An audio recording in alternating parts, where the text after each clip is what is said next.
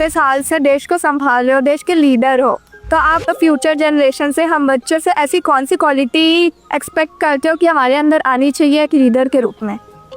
ऐसा लीडर बनना है कि लीडर बनना है? दोनों बनना है। देखिए, पहले लीडर बनिए। जो काम है मन में तय करिए, कोई करे या ना करे मैं करूंगा। जब ये शुरू आ जाएगा, मैं अपने से शुरू करूंगा, तो आप देखिए अपने आप लीडरशिप आना शुरू हो जाएगी। जैसे मान लीजिए यहाँ कूड़ा कचरा है, आप जा रहे हैं और आपने एक उठा लिया, तो आपके साथ जो 4 लोग चलते होंगे ना, आपने देखा होगा वो भी, उनको भी लगे यार उठा लो। मतलब आप लीडर बन गए कि नहीं बन गए? अच्छी चीज है, हमें अपने आप को हमेशा लीडर रोल में तैयार करना चाहिए। ये अच्छा विश्वास है, विचार भी अच्छा है। लेकिन लीडर का मतलब ये नहीं है कि चुनाव लड़ना, पॉलिटिकल पार्टी बनाना, पार्टी में जाना, लच्छादार भाषण करना, ऐसा नहीं होता लीडर। मतलब लीडरशिप में एक क्वालिटी होनी बहुत जरूरी है कि आप 10 लोगों को अपनी बात समझा पाओ। थोपनी नहीं है, समझानी है। समझाने के लिए पहले उसको समझना है। जो उनको समझ पाता है वो समझा पाता है, जो उनको नहीं समझता है वो कुछ नहीं समझा पाता। और इसलिए हमारी कोशिश ये होनी चाहिए कि उनको समझना चाहिए। उन्होंने बहुत अच्छे से बताया कि किसी के अंदर एक लीडरशिप क्वालिटीज होती है अगर वो किसी चीज के लिए रिस्पॉन्सिबल हो रहा है। If I would describe this world then I would say सपना। मैं प्रधानमंत्री से मिली। I am very lucky. बहुत अच्छा था, मतलब ऐसा एक्सपीरियंस जो लाइफ में बहुत कम लोगों को मिलता है। परीक्षा की तैयारी के अनुभव, परीक्षा के समय आने वाले विचार, स्ट्रेस और लोगों की एक्सपेक्टेशन से जुड़े हुए ढेर सारे सवाल लगातार चर्चा का हिस्सा बनते हैं। और परीक्षा पे चर्चा का मकसद ही है कि हमारे युवा साथी इस पर खुलकर बात करें।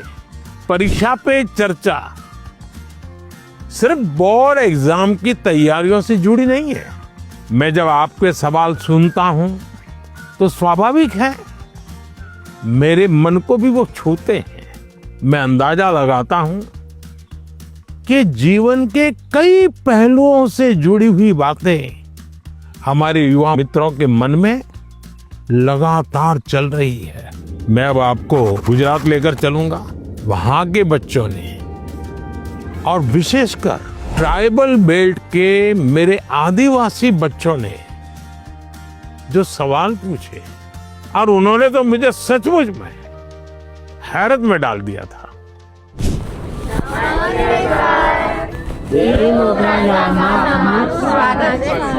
वाह, पर मैंने तो कहूँ आज बता हिंदी में बोलवा उनसे फाउसन है। चलिए। सर जब आए तो हमने देखा कि उन्होंने एक कोटी पहन रखी है जिस पे वर्ली आर्ट है। तो हमारे आदिवासी समाज में वर्ली आर्ट का बहुत महत्व है, तो हमें ये देख के बहुत अच्छा लगा। हम बहुत एक्साइटेड थे आपका मिलने के लिए। किसी और बच्चे को आपसे मिलने और आपसे बातें करने के लिए कितने सवाल होते हैं, लेकिन हम उतने नसीब वाले हैं कि जो आपके साथ बातें करें। आप कितने दूर से आए? हम यहाँ डेडियापाड़ा से। डेडियापाड़ा से ही आए? अच्छा। हम मांडवी से। मांडवी, अच्छा। क्या नाम? जय। जय और रवि है। इतने बड़े हो गए आप लोग। पहचानते इनको? बताया कैसा मेरा परिचय आपसे? इनकी हिम्मत आई कि नहीं आई सबका? हाँ, ये मुझे पहले भी एक बार मिलने आए थे दोनों। चलिए बताइए, आप लोग कुछ पूछना चाहते हो, कुछ जानना चाहते हो, बताइए। सर, हमारे माता पिता ने यह बताया कि पहले कुछ आदिवासी इलाके थे जो बहुत ही पिछड़े हुए थे। तो उन्होंने यह भी बताया कि आपका गुजरात के आदिवासी इलाकों से बहुत लगाव भी, और आपने वहाँ बदलाव भी किया। तो मैं जानना चाहूँगा कि आपको इस चीज़ की प्रेरणा कहाँ से हुई? आपको पाल चित्रिया की घटना मालूम है? हाँ। है? वहाँ आदिवासी समाज के बहुत बड़ा आज़ादी का संघर्ष लड़ा था। एक बार बहुत भयंकर अकाल हुआ था। तो उस समय मैं उस क्षेत्र में काफ़ी दिनों तक रह करके काम करता था।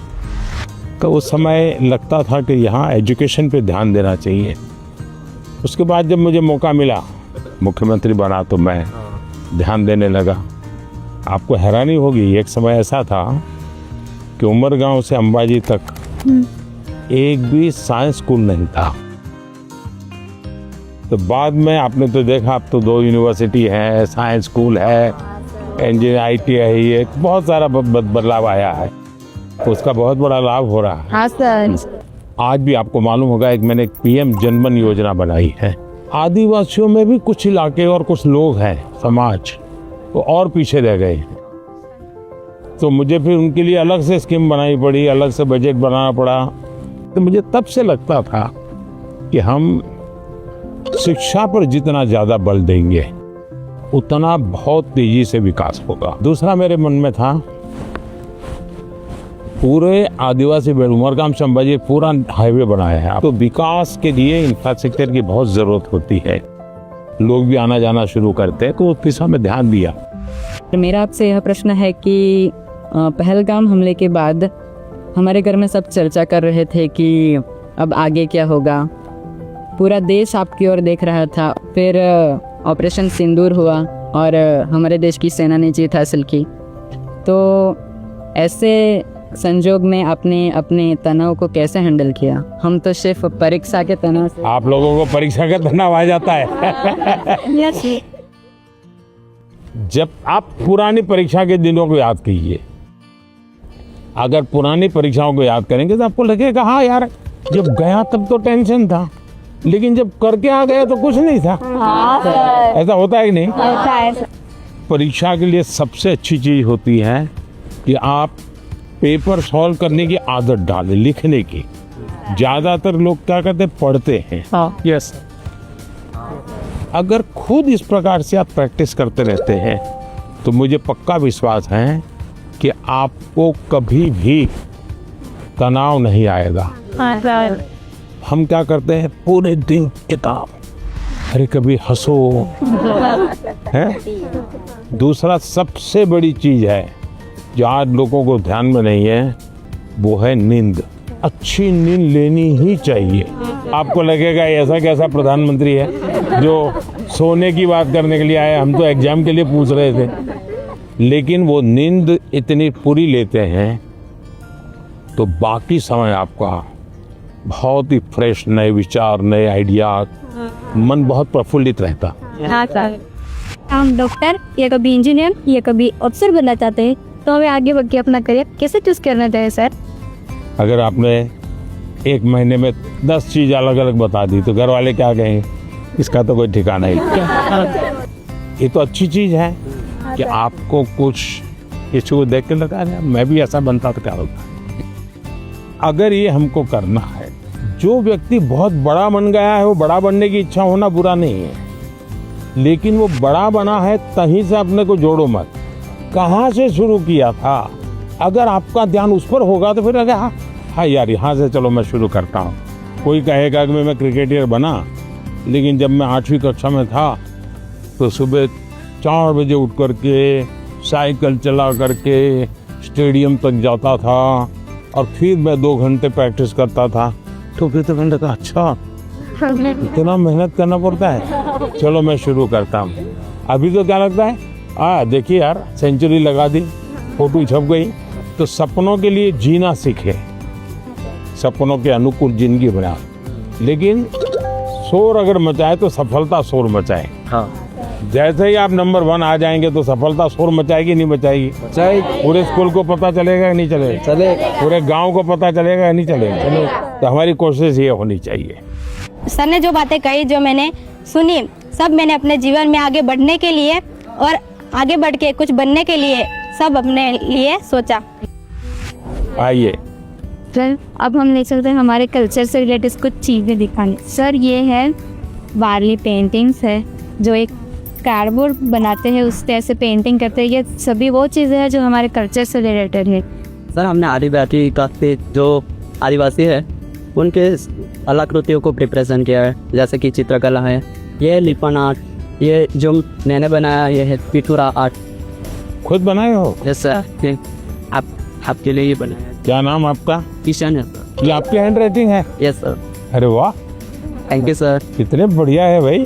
घर की दीवारों पे ये बनाए हैं और उनकी पूजा भी करते हैं। वाह, तो आप तो बड़े आर्टिस्ट हो गए भाई। हाँ सर। हैं? मुझे बहुत अच्छा लग रहा है कि हमारे भारत देश के वड़ा प्रधान ने मेरी पेंटिंग्स ली है और सर ने भी बहुत अच्छी तरह के हमारे साथ, जैसे हम खुद फ्रेंड्स के साथ बात कर रहे हैं, ऐसा फील हो रहा था। प्लीज आपसे ये सवाल है कि आपकी लाइफ में आपके टीचर्स का क्या रोल? बहुत रोल था, बहुत रोल था। जैसे मैंने बताया, मेरे टीचर हमें डेली कहते थे कि आप लाइब्रेरी जाइए, टाइम्स ऑफ इंडिया में ये एडिटोरियल के ऊपर एक वाक्य रहता है, वो अपने उसमें लिख करके आइए, और दूसरे दिन वो उसकी चर्चा करते थे। तो ऐसी बहुत सी चीज़ें थी, जैसे ये जो फिटनेस वाला मामला है, तो मेरे यहाँ एक परमार साहब करके से, जब मैं प्राइमरी में था, वो बहुत आग्रही रहते थे फिजिकल फिटनेस के लिए, सिखाते थे भी थे, और योगा सिखाते थे, मलखम सिखाते थे। हम प्लेयर नहीं बने, लेकिन हमें ये तो समझ आया कि ये शरीर के लिए ज़रूरी है। तो हर टीचर का हर एक के जीवन में, अब दुनिया के कितने भी बड़े महान पुरुष को मिलिए, उसके जीवन में से दो बातें जरूर मिलेगी। वो एक वो कहेगा कि मेरे जीवन में मेरी माँ का बहुत बड़ा रोल है, हाँ। दूसरा कहेगा मेरे जीवन में मेरे टीचर का बहुत बड़ा रोल। हर एक क्षेत्र में हमारा देश आगे बढ़ रहा है, तो आप बताएंगे कि हमारे देश से आदिवासी समुदाय के लोग हमारे देश को आगे बढ़ाने में क्या कर सकते हैं? वह देखिए, देश जो आज आगे बढ़ा है ना, वो आदिवासी समाज के कारण ही बढ़ा है। आज देश का पर्यावरण बचा है तो आदिवासी समाज के कारण बचा है। वे प्रकृति की पूजा करते हैं, प्रकृति की रक्षा करते हैं। आज भी हमारे देश की सेना सर्वाधिक देश भर के आदिवासी समाज के बेटे बेटियां सेना में है। आज देश के हर क्षेत्र में अब कोई फर्क नहीं रहना चाहिए, हमारे लिए कोई फर्क नहीं है। हमारे पास तो अब जैसे स्पोर्ट्स में हमारे आदिवासी बच्चे बहुत कर सकते हैं, इनका डेवलपमेंट हुआ, देश का नाम रोशन। आपको मालूम है अभी क्रिकेट महिला टीम जीत करके आई, पता? क्रांति गौड़ नाम की बच्ची है, मध्य प्रदेश से, वो आदिवासी बेटी है। उसने खेलकूद में नाम कमाया है। और वैसे भी हमारे देश के कई खिलाड़ी हैं जो आदिवासी समाज से हैं और उन्होंने बहुत बड़ा नाम रोशन किया है। उसी प्रकार से हुनर, आपके पास इतनी कला है, आप अगर टेक्नोलॉजी सीख लें तो यही सामर्थ्य कितना आगे बढ़ जाएगा। तो एक तो हमें नौकरी के लिए जिंदगी ये नहीं हो सकता, नहीं। सपना तो ऐसा होना चाहिए भाई मैं एक ऐसी जिंदगी जीना चाहता हूँ, उसके लिए मैं जिंदगी को बनाऊंगा। अगर ये हम करते हैं तो हमें बहुत लाभ होगा। गाना गाएंगे, चलिए सुनाइए। नारी तू तपालू रे नारी, जंगलू रे नारी तू तपालू रे नारी, तेरी उत्पाती आये या मोफी माता, तेरी तू सकाली आये या मोगी माता। हम सबने मिलके उनके लिए गाना गाया जो कि यहाँ मोगी माता के बारे में था। वो कहाँ रहते हैं, कैसे रहते हैं, वो सब था उस सॉन्ग में। हमारी बहुत सारी बातचीत हुई सर के साथ कि कैसे जीवन में हमेशा खुश रहे, सारे स्ट्रेस को कैसे दूर करे, अपने टाइम मैनेजमेंट कैसे करे, और एग्जाम के बारे में भी कैसे मतलब पढ़ाई करे, एग्जाम से डरना नहीं है। पहले तो मुझे खुद पे आंखों पे भरोसा ही नहीं हो रहा था कि पीएम सर हमारे सामने है। पता ही नहीं चला कि टाइम कहाँ चला गया।